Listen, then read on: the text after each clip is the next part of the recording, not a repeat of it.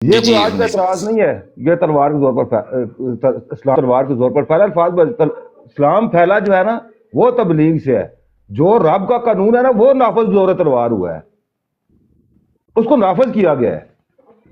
تین ہی صورتیں تھی صحابہ پیش کرتے تھے، چوتھی کوئی صورت نہیں تھی۔ پہلی دعوت دیتے اسلام قبول کر لو، ہمارے بھائی باندھو، جہاں ہمیں وہاں تم کھڑے ہو گئے، ہمارے برابر کے حصے دار ہو گئے۔ دوسری صورت تھی جزیہ دو، ہماری پناہ میں آج حکومت ہماری ہوگی تم وہاں رہو گے، جزیہ دو گے۔ تیسری صورت معاذ میں جنگ کچھ ہے ہی نہیں تھی، تین ہی صورتیں تھیں، تین شکلیں دی گئی تھی ان کو۔ جنہوں نے جزیہ دیا پناہ میں آگے وہ بھی امن میں رہے، جنہوں نے جنگ کی ان پر قبضہ ہوا، دین کا حکم نافذ کیا گیا۔ بس کسی بندے کو زبردستی مسلمان نہیں بنایا گیا۔ زبردستی بنانا ہوتا تو جزیے کی شرط ہی کیوں ہوتی؟ اچھا زبردستی بنانا ہوتا تو جزیہ کس لیے تھا؟ یہ ویس بھائی کو بات کر لینے دیں، مجھے وہ کہہ رہے تھے کہ حدیث سنا دیں، وہ میں نے کھولی ہوئی ہے، ویس بھائی کو بات کر لینے دیں۔ حدیث سنا دیں عامر بھائی۔ پھر میں یہ پوچھوں گا پھر جماعت احمدیہ جو ہے ان کی بھی تو خلافت، یہ تو ان کے نزدیک تو یہ بھی ایک خلافت چلا رہے ہیں جس کو نارملی ہم باروسی۔ یہ اس کو رہنے دے یار، دو تین دن رہنے دے، اس کے بعد اس پر موضوع پر گفتگو ہوگی انشاءاللہ۔ ویس بھائی میں ٹھیک اس ہے، پر کام آپ کر رہا ہوں، حدیث سنا، ٹھیک ہے آپ نا، حدیث سنا۔ میں اس پر کام کر رہا ہوں۔ یہ جو آپ نے بات بیچ میں کی ہے نا، یہ ایسے ہی ہے۔ وہ ڈاکٹر، وہ کیا نام ہے، پروفیسر رفیق طاہر ان کا نام ہے۔ وہ نا یہودیوں اور کرسچنوں کی ہسٹری پر بات کر رہے تھے کہ یہودی عیسیٰ علیہ السلام کو ایسے قتل کرنا چاہ رہے تھے، وہاں پر اس طرح کی حکومت تھی مسیح علیہ السلام کا، پھر ان کی کرسچینٹی کی ابتدا کیسے ہوئی، وہ کوئی اس طرح کی ہسٹوریکل بیک گراؤنڈ بیان کر رہے تھے۔ تو ایک لڑکا بیچ میں سے اٹھ کے کہتا ہے، پروفیسر صاحب یہ جو قادیانی کہتے ہیں کہ عیسیٰ علیہ السلام کو صلیب دی گئی، پھر وہ وہاں سے زخمی ایسے، ہاں رفیق احمد اختر نام ان کا، وہ آگے کشمیر آگے پروفیسر رفیق عمر بھائی وہ پتلے سے کلین شیو وین کے پہنتے ہاں کلین سے، اور سگریٹ کا سوٹا مار کے کہتے ہیں یار اتنی انٹیلیکچوئل ڈبیٹ میں، گفتگو میں اتنی بودی بات اور ایسے مطلب پھیکی بات آپ نے کر دی ہے کہ موڈ ہی سارا خراب کر دیا ہے۔ مطلب ان لوگوں کی بات بیچ میں لا کے تو آپ مطلب ان کا کوئی کمپیریزن ہی کوئی نہیں ہے۔ نام ہی صرف خلیفہ رکھا، حسینی صاحب کہتے ہیں خلیفہ نام رکھ لیں تو بندہ خلیفہ تھوڑی بن جاتا ہے۔ میرا اپنا ہاسا چھوٹ کے ہنسی ویس کی گل سن کے میں موضوع پہ کام کر رہا ہوں سکندر بھائی، انشاءاللہ بڑے بڑے انکشافات ہوں گے، خلیفہ کے ذمہ کام کیا کیا ہوتے ہیں اور یہ کیسے خلیفہ ہے۔ ان کی خلافت کی بات رہن دیں۔ عمر بن ابو کرا بیان کیا انہوں نے کہ حذیفہ رضی اللہ تعالیٰ صحابی رسول تھے، مدائن میں تھے، ایسی باتیں بیان کر دیا کرتے تھے جو نبی علیہ الصلوۃ والسلام نے بعض صحابہ سے ناراضگی کی حالت میں کہی تھی۔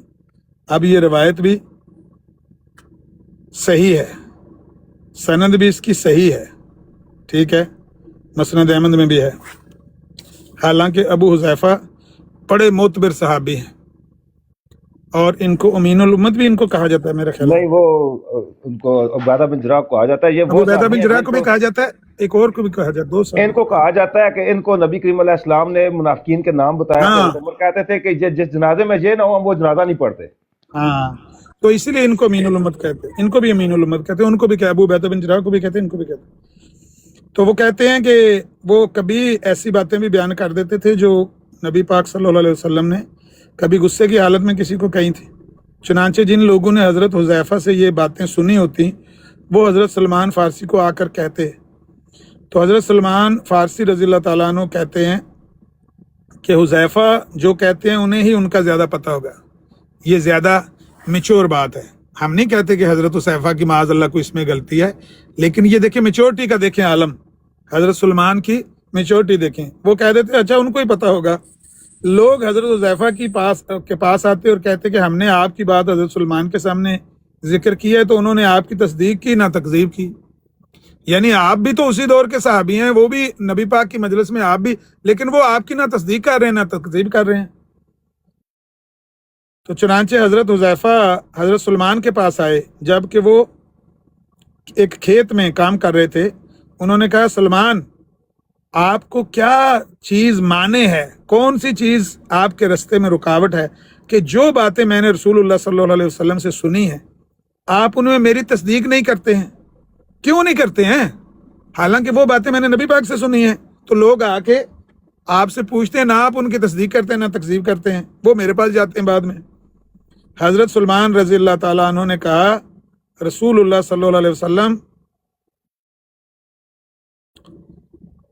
नाराज भी हो जाया करते थे और इस हालत में अपने सहाबा से कुछ कह भी दिया करते थे, और इस हालत में, और कभी खुश भी होते थे और इस हालत में अपने सहाबा से कुछ कहते देते। तो क्या आप अपने इस अंदाज से बाज नहीं आ सकते? देखें, तांग आमद बजांग आमद। पहले तो उन्होंने उस बात की ना तस्दीक की ना तकजीब की, लेकिन जब वो जवाब दे ठहराए गए तो फिर उन्होंने साफ बात कह दी कि भाई देखें, कभी नबी पाक सल्लल्लाहु अलैहि वसल्लम गुस्से में होते थे, कभी प्यार में होते थे। कभी गुस्से में आके अगर किसी को झिड़क दिया, सहाबा को कहा मैं फलां चश्मे पे तुम्हारे पीछे पीछे आ रहा हूं, तुम आगे आगे चलो, जब तुम वहां पहुंचो तो वहां पर तुम पाओगे एक चश्मा जूते के तस्मे की तरह बारीक पानी बहता हुआ आपको दिखाई देगा। उसको मेरे आने तक टच नहीं करना, छेड़ना नहीं उस पानी को, मैं तुम्हारे पीछे पीछे आ रहा हूं। जब तक मैं ना पहुंचूं उस चश्मे के पानी को तुमने छेड़ना नहीं है। सहाबा से गलती हो गई, नबी अलैहिस्सलाम पीछे पहुंचे, नबी पाक सल्लल्लाहु अलैहि वसल्लम ने पूछा कि तुम में से किसी ने इसको छेड़ा पानी को? एक सहाबी ने डरते हुए कहा, या रसूलल्लाह हाँ। सब के लफ्ज है, सब। वो जो आता है ना कुरान में, वला तसुब्बुल लज़ीना यदूना मिन दूनिल्लाह, नबी पाक ने उनको सब किया, झिड़का, लेकिन किस तरह? अल्फाज नहीं लिखे हुए, प्यार से, थोड़ा हल्का फुल्का, गुस्से में आके, भाई मैंने तुम्हें कहा भी था कि इसको ना छूना, इस पानी को ना छूना, क्योंकि वो पानी चश्मे का उस इलाके में उस दौर में ऐसा ही होता था कि उसको छेड़ने से वो सारा ही चश्मे खराब हो जाता है। तो नबी पाक ने उनको झिड़का। ऐसे भी होता है, कभी गुस्से में आप कोई बात कह देते हैं ना, प्यार से भी कभी आप किसी सहाबी के लिए प्यार से भी कह देते हैं। सारे सहाबा आए बारी बारी, नबी पाक अंदर बैठे हुए थे, लेटे हुए थे हुजरे में। अबू बकर आए रजी अल्लाह ताला अन्हु, दरबान ने पूछा, या रसूलल्लाह अबू बकर आए हैं। फरमाया आने दे, फबश्शिर फिल जन्ना, और बशारत दे दो उनको जन्नत की भी। उमर आए हैं, या रसूलल्लाह आने दो और उनको जन्नत की खुशखबरी दे दो। उस्मान आए हैं, आने दो और उनको जन्नत की खुशखबरी। लेकिन उस्मान आए, नबी पाक उठकर बैठ गए। जो कपड़ा आपकी टांगों पर, पिंडलियों पर नहीं था, वो भी ढांप ली, पिंडलियां भी ढांप ली। मिर्जाइयों को, मैंने लानतियों को देखा यहाँ पर उस हदीस को लेकर तमस्कुर कर रहे थे। बहरहाल ये तो लानती, इनका तो जिक्र बीच में नहीं करना चाहिए। तो उम्मुल मोमिनीन ने पूछा, या रसूलल्लाह, हजरत उस्मान की दफा आपने वो अमल किया, अपनी पिंडलियां भी ढांक ली, और जब अबू बकर आए, मेरे वालिद आए, हफ्सा के वालिद आए, तो आपने उस वक्त तो नहीं ये एहतियात की। नबी पाक को कितना प्यार है। कहते हैं इन उस्मान से तो फरिश्ते भी हया करते। ऐसा हयादार बंदा, ऐसा वजादार बंदा है ही नहीं कोई, सबसे ज्यादा हयादार ज्यादा ही है। तो ये प्यार में कही हुई बातें। कभी गुस्से में किसी को आके झिड़का हुआ तो वो हजरत हुज़ैफा को कहने लगे कि कभी नबी पाक गुस्से में कोई बात कह दिया करते थे, कभी खुशी में सहाबा से कुछ कह देते थे। तो क्या आप अपने इस अंदाज से बाज नहीं आ सकते? क्या आप लोगों के दिलों में कुछ की मोहब्बत पैदा करना चाहते हैं और कुछ के मुतल्लक बुग़्ज़ डालना चाहते हैं? इस तरह तो आप इन लोगों में इख्तलाफ और इफ्तराक पैदा कर देंगे। हालांकि मैं बखूबी जानता हूं कि रसूलुल्लाह सल्लल्लाहु अलैहि वसल्लम ने एक खुतबा दिया और फरमाया था, ए अल्लाह, अपनी उम्मत के जिस किसी को मैंने कभी कोई बुरा भला कहा हो या नाराजगी की हालत में लानत भी की हो, तो मैं भी आदमजाद हूँ। जिस तरह वो गुस्से में आ जाते हैं, मैं भी आ जाता हूँ। मुझे जहान वालों के लिए रहमत बनाकर भेजा है। या अल्लाह, मेरी इन बातों को उनके लिए क़यामत के रोज रहमत बना दे। हुज़ैफा, अल्लाह की कसम, तुम बाज आ जाओ या मैं उमर को लिख भेजूंगा। फिर कुछ लोगों ने उनसे सिफारिश की तो उन्होंने अपनी कसम का कफारा अदा कर दिया और हजरत उमर को ना लिखा, और कफारा भी कसम तोड़ने से पहले दिया। इमाम अबू दाऊद ने कहा, कसम का कफारा कसम तोड़ने से पहले अदा करना या बाद में अदा करना सब जायज़ है। तो बहरहाल इस हदीस से यही हमें बात का पता चलता है کہ نبی پاک صلی اللہ علیہ وسلم نے اگر کسی اپنے ساتھی کو، کسی اپنے صحابی کو کوئی بات غصے میں کہہ دی ہو تو اس کو بیان کر کے اس صحابی کے خلاف نفرت پیدا کرنا چاہیے. ایک انجینئر نے حدیث پیش کی، حضرت امیر معاویہ کو بلایا، نبی پاک نے، وہ نہیں آئے، یا کہہ رہے تھے کھانا کھا رہا ہوں میں، یا رسول اللہ کھانا کھا کے آتا ہوں، پھر گئے بلانے، وہ کہتے ہیں میں کھانا کھا رہا ہوں، میں ابھی آیا. تو نبی پاک نے فرمایا کہ تیری پتہ نہیں بھوک ہی نہ ختم ہو کہ تیرا پیٹ نہ بھرے قیامت تک. اس طرح کے کوئی الفاظ. اب یہ انجینئر بڑے فخر سے سنا رہا ہے، اس پہ بیٹھ کے اکیڈمی کے اندر بیٹھ کے مائک لگا کے لڑکوں کو، نوجوان لڑکوں کو جذباتی کرنے کے لیے، گمراہ کرنے کے لیے. آیا تھا ڈاکٹر زبیر اس کی اکیڈمی میں، اتنا بہادر ہوتا، ان کے سامنے بیٹھ کے نیچے انہوں نے کہا ہم پچھلی کرسیوں پہ بیٹھ کے سوال کریں گے، جواب دے کے دکھا جو، ہم مان جائیں گے آپ کو.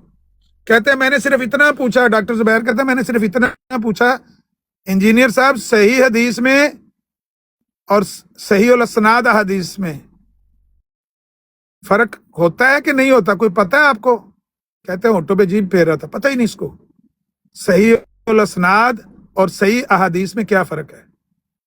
بخاری اور مسلم کی تمام احادیث صحیح ہیں، صحیح الاسناد ہیں، سب کی سند صحیح ہے، لیکن یہ ضروری نہیں کہ وہ حدیث صحیح بھی ہو، یعنی اس کے متن میں کوئی اضطراب نہ پایا جاتا ہو.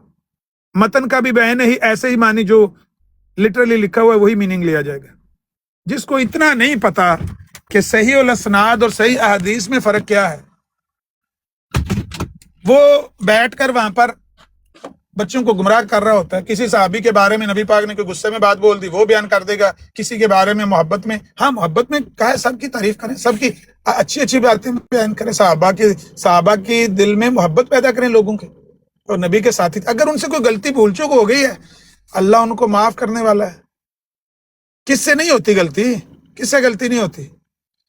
بہرحال اس موضوع کو کوشش کرنا چاہیے کہ اس موضوع کو پبلک پلیٹ فارموں پر زیادہ ڈسکس نہیں کرنا چاہیے. اس لیے نہیں کہ اسلام میں معاذ اللہ کوئی گڑبڑ ہے، اس لیے کہ اسلام میں گڑبڑ پیدا ہوگی، اس سے نفرت پیدا ہوگی مسلمانوں میں، اس سے مسلمانوں میں افتراق پیدا ہوگی. یہ دیکھ لو صحابی رسول کا قول حضرت سلمان فارسی کا، کہ اس سے تم مسلمانوں کے بیچ میں افتراق پیدا کر دو گے، اختلاف پیدا کر دو گے، فرق ڈال دو گے. یہ نہ کرو. جو کچھ آپ نے غصے میں کہہ دیا کسی کے بارے میں، جو کچھ آپ نے محبت میں کہہ دیا، اب تو ویسے ہی معاملہ ختم ہو گیا. وہ تو تب کی بات ہے جب ابھی صحابہ کا دور تھا تو وہ منع کر رہے تھے کہ اس طرح کی بات نہیں کرنی چاہیے. تو اب تو 1000-1500 سال کے بعد یہ باتیں کرنا، اس کی تو کوئی سینس ہی نہیں بنتی ہے. تو اہل سنت کا یہ جو اجماع ہے اس بات پر، اس سے ہم 100% متفق ہیں، اور بالکل صحیح اجماع ہے اور لاجیکل ہے، اور امت کے مفاد میں ہے کہ آپ اس کو مشاجرات صحابہ کو ڈسکس نہیں کریں گے، اس کو موضوع بحث نہیں بنائیں گے. ہاں اپنے علم کے لیے کوئی سیکھنا چاہتا ہے، جاننا چاہتا ہے، وہ کتابوں میں لکھا ہوا ہے، پڑھ لیں. پر کہتا ہے انجینئر پتا کیا کہتا ہے، وہ لکھا ہوا ہے، پڑھنے سے منع کرتے ہیں، بیان کرنے سے منع کرتے ہیں. بیان کرنے 295 سی لگتی ہے. وہی بات ہے جو کتاب میں لکھی ہوئی ہے نا، وہ زبان سے بیان کرنے سے 295 سی لگتی ہے. لگ گیا نا پتا؟ وہ تو کہنا ہے وکیل، کہنا میں گیا تو میں کیا بھائی وہ سارے جو تھے علماء کونسل، انہوں نے اس کو پاس کر دیا ہے، آپ کی شاطمیت کو، آپ کی گستاخی کو انہوں نے انڈورس کر دیا ہے.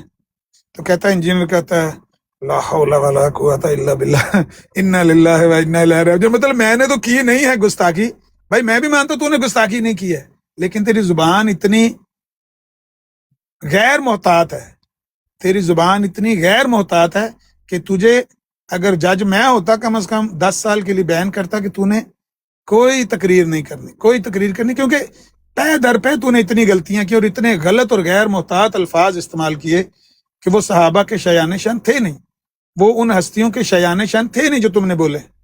کئی باتیں میں بیان کر سکتا ہوں. ام المومنین کو باغی تک قرار دیا ہوا ہے. تو ایسا بندہ جو نبی کی بیوی کے لیے یہ لفظ استعمال کرے، اس کے اوپر بندہ کیا کرے؟ اس کو اجازت دینی چاہیے.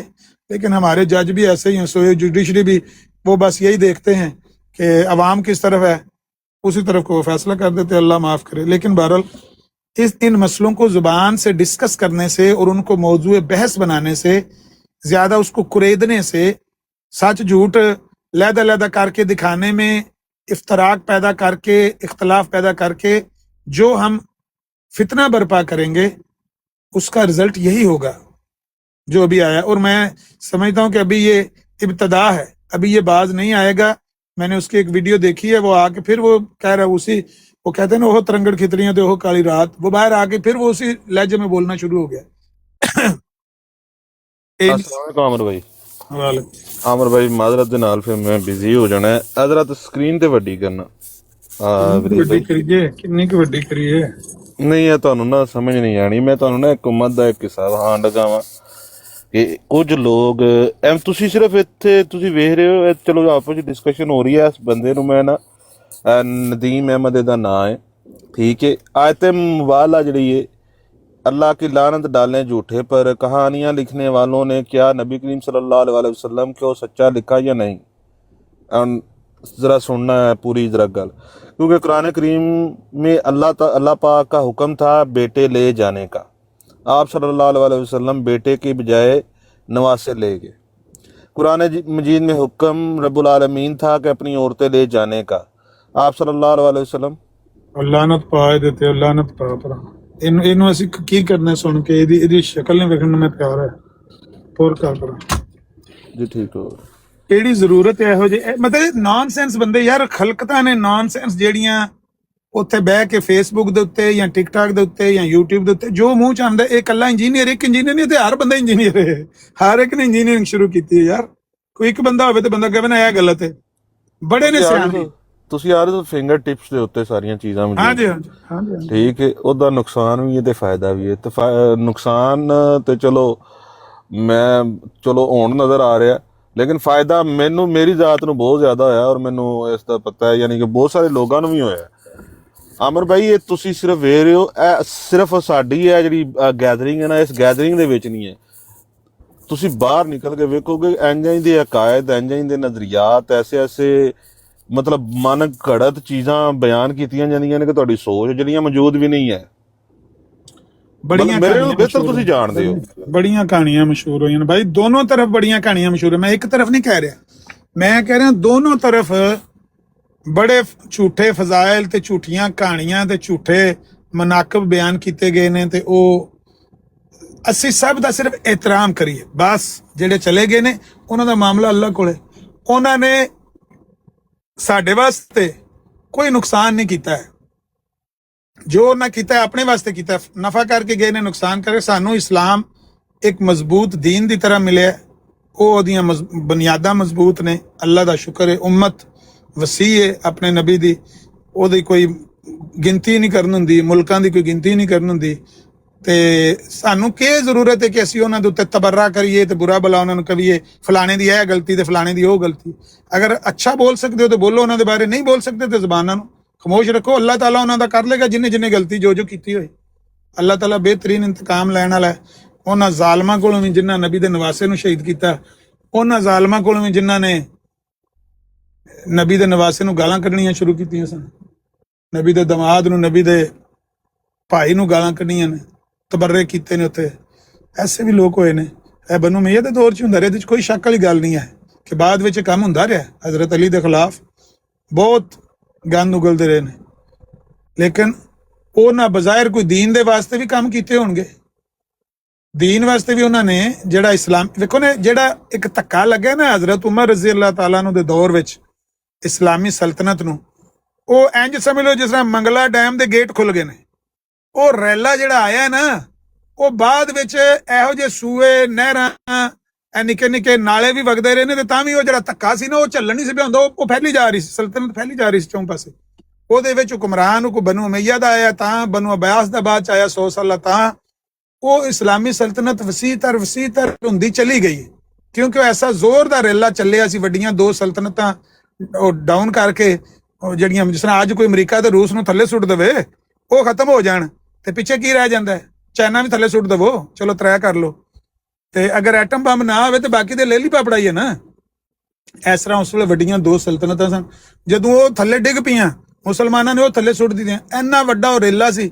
ਉਹ ਫਿਰ ਇਹਨਾਂ ਦੀ ਕੋਈ ਬਹਾਦਰੀ ਨਹੀਂ ਹੈ। ਜਿਹੜੇ ਹਜ਼ਰਤ ਅਲੀ ਨੂੰ ਗਾਲਾਂ ਕੱਢਦੇ ਸਨ ਨਾ, ਇਹਨਾਂ ਦੀ ਕੋਈ ਬਹਾਦਰੀ ਨਹੀਂ। ਉਹ ਤੇ ਹਜ਼ਰਤ ਉਮਰ ਦਾ ਦੌਰ ਸੀ ਤੇ ਉਹਦੇ ਵਿੱਚ ਉਹ ਰੇਲਾ ਚੱਲਿਆ ਤੇ ਉਹ ਫੈਲਦਾ ਚਲਾ ਗਿਆ। ਉਹ ਕ੍ਰੈਡਿਟ ਲੈਣਾ ਚਾਹੁੰਦੇ ਨੇ, ਲੈ ਲੈਣ, ਜਾ ਕੇ ਰੱਬ ਕੋਲ ਲੈ ਲੈਣ ਵੀ ਅਸਾਂ ਦੀਨ ਫੈਲਾਇਆ, ਅਸਾਂ ਜਨਾਬ ਮੁਲਕ ਫਤਹ ਕੀਤੇ ਨੇ, ਅੱਛੀ ਗੱਲ ਹੈ ਜੋ ਨਾ ਕੀਤੇ ਨੇ। ਜੇ ਰੱਬ ਉਹਨਾਂ ਨੂੰ ਇਹਦੇ ਬਦਲੇ ਸਿਲਾ ਦਿੰਦਾ ਤੇ ਸਾਡਾ ਕੀ ਇਤਰਾਜ਼ ਹੈ? ਅਸੀਂ ਤੇ ਆਪ ਉੱਥੇ ਰੱਬੇ ਨਫਸੀ ਕਰਦੇ ਨੇ, ਸਾਡਾ ਉਹਨਾਂ ਤੇ ਕੀ ਸ਼ਿਕਵਾ? ਅਗਰ ਉਹਨਾਂ ਨੂੰ ਕੋਈ ਰੱਬ ਉਹਦਾ ਸਿਲਾ ਦੇਗਾ ਤੇ ਦੇ ਦੇਵੇ, ਸਾਡਾ ਕੀ ਇਤਰਾਜ਼? ਬਾਹਰ ਇਹਨਾਂ ਚੀਜ਼ਾਂ ਨੂੰ ਅਵਾਇਡ ਕਰੋ। ਮਿਰਜ਼ਾਈਆਂ ਦੀ ਗੱਲ ਸੁਣਾਓ। ਮੈਂ ਹੁਣ ਬਰਾਡ ਵੇਖੀ ਇੱਕ, ਉੱਥੇ ਮੇਰੀ ਆਡੀਓ ਪਲੇ ਕਰਕੇ ਨਾ ਤੇ ਮਿਰਜ਼ਾਈ ਇੱਕ ਬੰਦੇ ਨੂੰ ਪੁੱਛਣ ਲੱਗੇ ਸੀ, ਭਾਈ ਆਮਰ ਕਹਿੰਦਾ ਹੈ ਕਿ ਦੇਖੋ ਜੀ ਉਹ ਮੈਂ ਕਿਰੇ ਪੜ੍ਹਿਆ ਜਾਂ ਸੁਣਿਆ ਕਿਰੇ ਕਿ ਸ਼ਾਇਦ ਹਜ਼ਰਤ ਇਮਾਮ ਅਬੂ ਹਨੀਫਾ ਕੋਲੋਂ ਕਿਸੇ ਨੇ ਫਤਵਾ ਪੁੱਛਿਆ ਕਿ ਇੱਕ ਬੰਦਾ ਉਹ ਨਾ ਜੋਜ਼ਫ ਮਸੀਹ ਨਾਲ ਲੱਗਿਆ ਸੀ ਤਲਤ ਮਲਕ ਗੱਲ ਕਰਨ, ਤੇ ਉਹ ਤਲਤ ਮਲਕ ਕਹਿਣ ਲੱਗਿਆ ਸਾਡੇ 'ਚ ਮੂਮਨ ਉਹ ਹੁੰਦਾ ਜਿਹੜਾ ਗੁਨਾਹ ਨਹੀਂ ਕਰਦਾ, ਬੇਗੁਨਾਹ, ਬਿਲਕੁਲ ਮਾਸੂਮ, ਗੁਨਾਹਗਾਰ ਹੋ ਹੀ ਨਹੀਂ ਸਕਦਾ ਮੂਮਨ।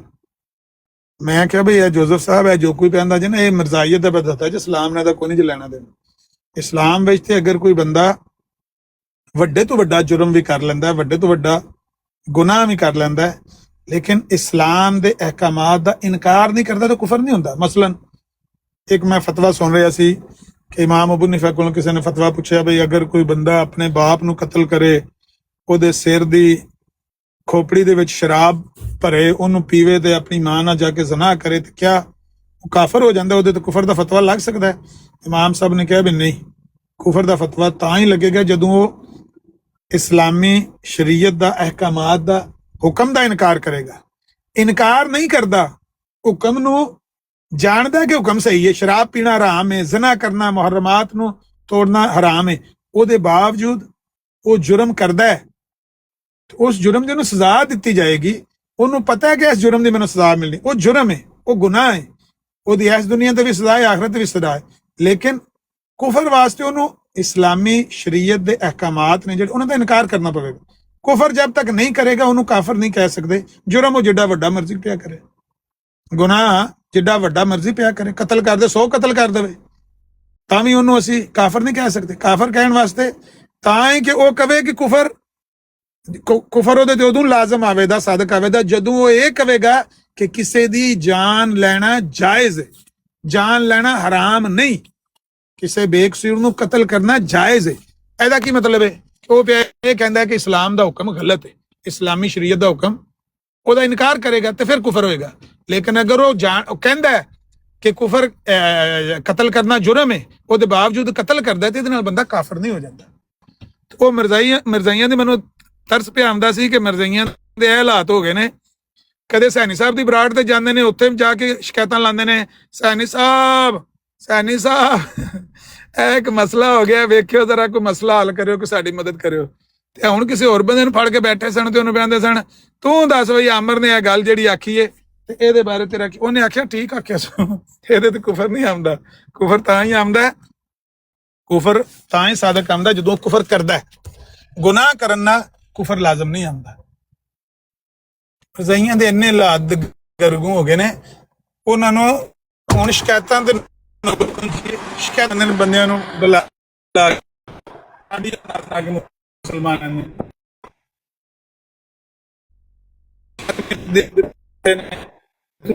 ਮਦਦ ਕਰੋ, ਅਸੀਂ ਇਹਨਾਂ ਦੇ ਖਿਲਾਫ। ਮੁਸਲਮਾਨ ਤੁਹਾਡੇ ਨਾਲ ਰਲ ਕੇ, ਮੇਰੇ ਖਿਆਲ ਇਹ ਗੁਜ਼ਰਿਆ ਵੀ ਮੁਸਲਮਾਨ ਹੋਇਆ, ਉਹ ਖੂਨ ਅਸਲੀ ਦੌੜਦਾ, ਤੁਹਾਡੇ ਨਾਲ ਰਲ ਕੇ ਮੁਸਲਮਾਨ ਤੇ ਹਮਲਾ ਨਹੀਂ ਕਰਨ ਲੱਗਾ। ਇਹ ਨਹੀਂ ਹੋ ਸਕਦਾ।